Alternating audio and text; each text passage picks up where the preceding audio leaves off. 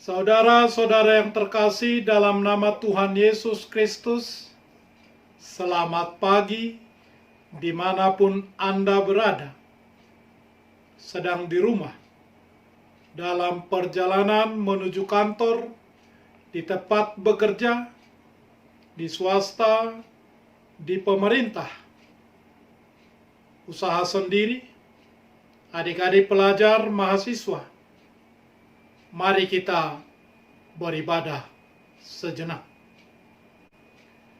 Kita menyanyi Bukende HKBP nomor 701 ayat 1.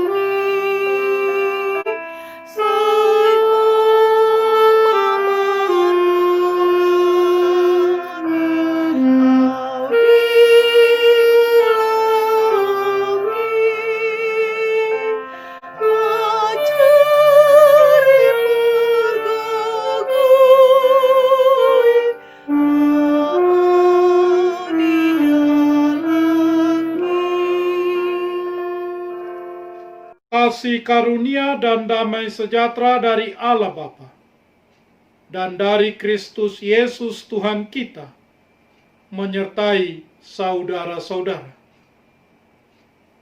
Amin. Saudara-saudara yang terkasih, firman Tuhan renungan harian Kamis 9 Juli 2020 dari kitab Injil Matius pasal 14 ayat 10 mengatakan, disuruhnya memenggal kepala Yohanes di penjara. Bahasa Batak Toba mengatakan, asa disuruh nama misik kon uluni si Yohanes dihurungani. Demikian firman Tuhan. Saudara-saudara, Yohanes adalah seorang yang memiliki komitmen teguh. Yohanes Pembaptis dilahirkan dari pasangan tua, yaitu Imam Zakaria dan Elizabeth. Ia dinobatkan sebagai Yohanes bahkan sebelum ia dilahirkan. Lukas 1 ayat 13. Dia mendedikasikan dirinya untuk pekerjaan Tuhan.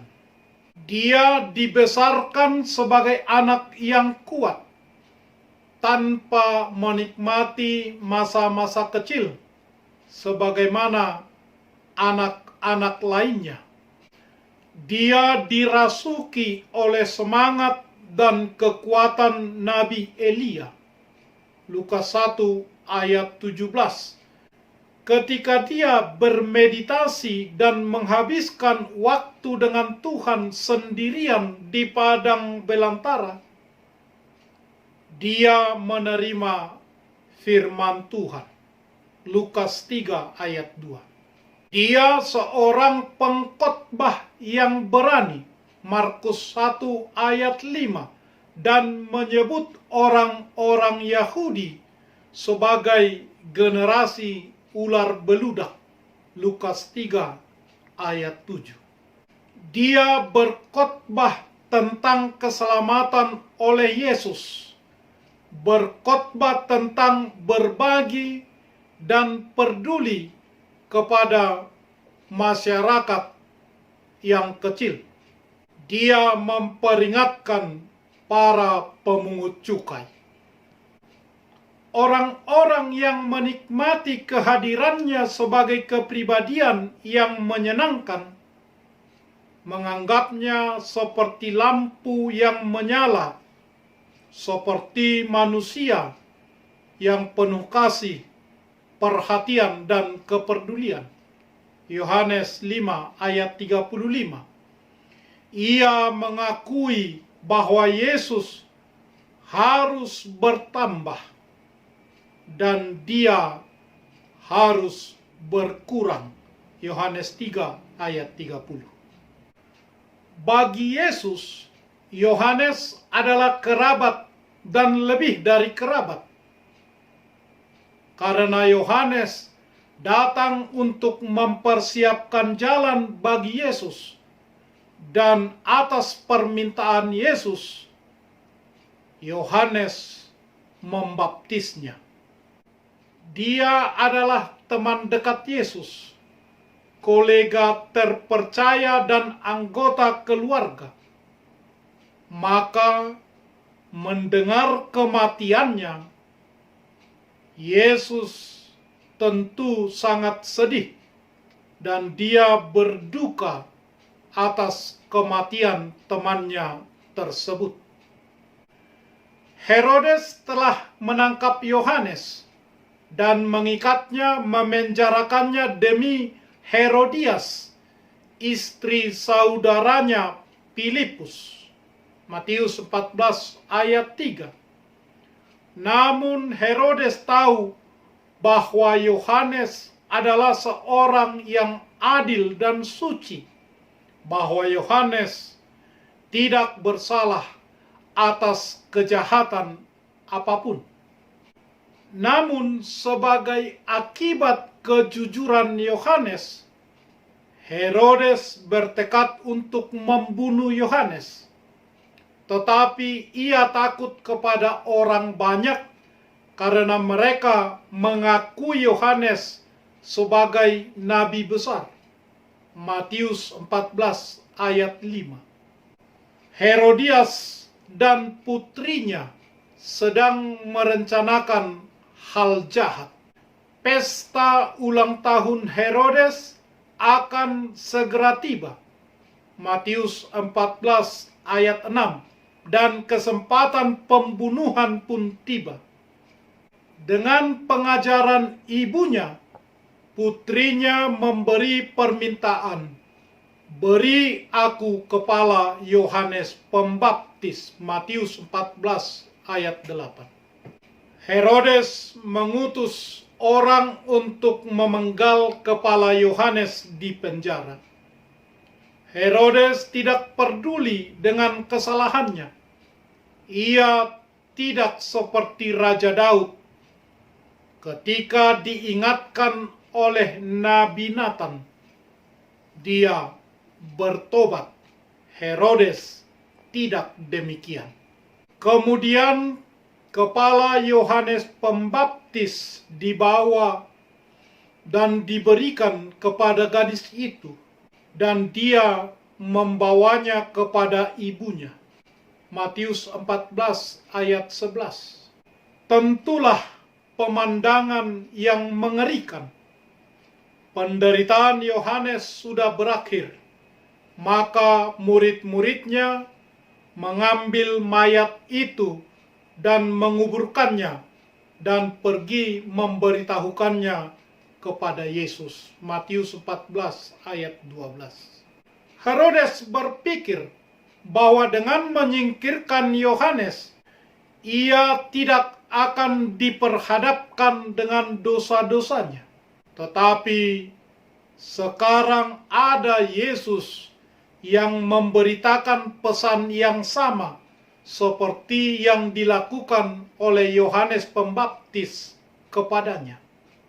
Saudara-saudara yang terkasih dalam nama Tuhan Yesus Kristus, merayakan ulang tahun untuk bersyukur dan sebagai kesempatan untuk membulatkan tekad dalam melanjutkan hidup dan kehidupan dengan sebaik mungkin seperti yang Tuhan inginkan. Itu sangat perlu. Tetapi bijaklah, Jangan sampai perayaan ulang tahunmu mengorbankan orang baik dan benar. Jika itu terjadi, maka kasus Herodes terulang dan terulang. Jangan sampai terjadi. Amin. Marilah kita berdoa. Ya Allah Bapa kami yang ada di surga, kami mengucapkan terima kasih kami kepadamu, karena Engkau melalui anak-Mu Tuhan Yesus Kristus telah mengajarkan kepada kami bahwa langit dan bumi akan binasa, tetapi firman-Mu kekal selama-lamanya. Pada hari penghukuman kelak, segala perbuatan manusia akan nyata di hadapan-Mu. Kasihanilah kami. Tetapkanlah hati kami mempercayai firman-Mu melalui Roh Kudus. Tolonglah kami supaya bertekun dalam doa, sehingga kami senantiasa bersukacita menantikan Engkau, supaya kami memperoleh kehidupan yang kekal, dan bersukacita juga melakukan perbuatan-perbuatan seperti yang Tuhan inginkan dalam kehidupan kami masing-masing. Karena Yesus Kristus Tuhan kami. Amin. Marilah kita menyanyi buku nyanyian HKBP nomor 701 ayat 1.